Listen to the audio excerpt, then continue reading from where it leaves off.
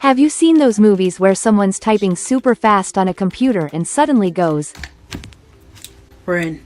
It looks super cool, right? Like some tech wizard just broke into a secret system.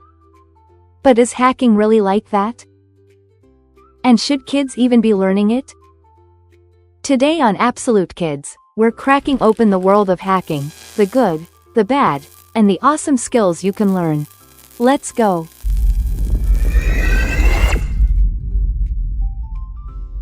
So, what is hacking? Hacking means finding clever ways to get into computer systems. Some people do it to steal or cause damage, that's called bad hacking, or black hat hacking.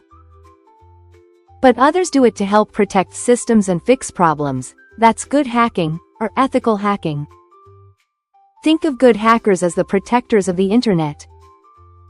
Can kids learn hacking? Yes, but only the good kind.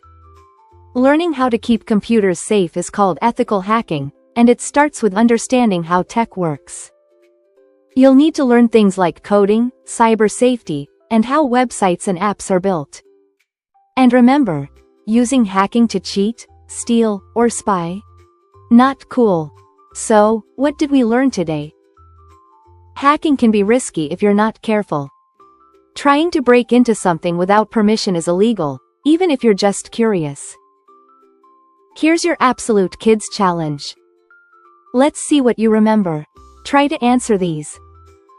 Maya sneaks into her friend's email just to read their messages without permission. What kind of hacking is this? A. Ethical hacking. B. Black hat hacking. C. Fun hacking.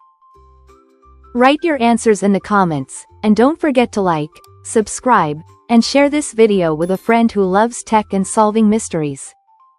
Thanks for watching Absolute Kids. See you next time.